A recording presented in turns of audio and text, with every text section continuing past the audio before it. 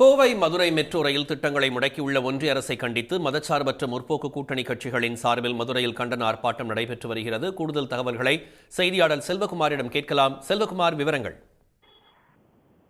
கோவை மற்றும் மதுரையில் மெட்ரோ திட்டங்களை ஜனத்தொகையை காரணம் காட்டி மத்திய அரசு நிராகரித்திருப்பது இந்த பகுதி மக்களிடையே மிகப்பெரிய கோபத்தை ஏற்படுத்தி இருக்கிறது.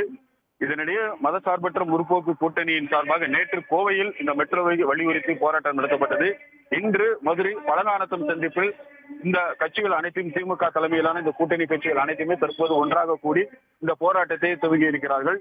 மதுரை மெட்ரோ திட்டம் என்பது கடந்த 2021ஆம் ஆண்டு தமிழக அரசின் சார்பாக அறிவிக்கப்பட்டது. குறிப்பாக மதுரையில் திருமங்குளத்திலிருந்து ஒத்தக்கடை வரை கிட்டத்தட்ட ஒரு 31 கிலோமீட்டர் வழித்தடத்தில் திட்டமிடப்பட்டிருந்தது. இதற்காக கிட்டத்தட்ட ஒரு 11,360 கோடி ரூபாய் விரிவான ஒரு திட்ட அறிக்கையை தமிழக அரசு மத்திய அரசிற்கு கடந்த ஆண்டு ஜூலை மாதமே சமர்ப்பித்திருந்தது.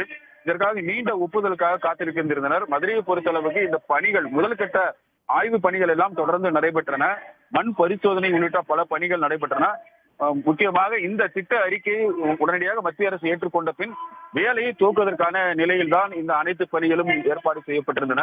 ஆனால் மதுரையினுடைய ஜனத்தொகை கடந்த 2011ஆம் ஆண்டு 15 லட்சமே என்ற கணக்கின் அடிப்படையில் இந்த திட்டத்தை வழங்க முடியாது என்று கூறியிருப்பதுதான் தற்போது இந்த மதுரை பகுதி மக்களுடைய மிகப்பெரிய ஒரு கோபத்தை ஏற்படுத்தியிருக்கிறது. தொடர்ந்து இந்த போராட்டம் நடந்து வருகிறது.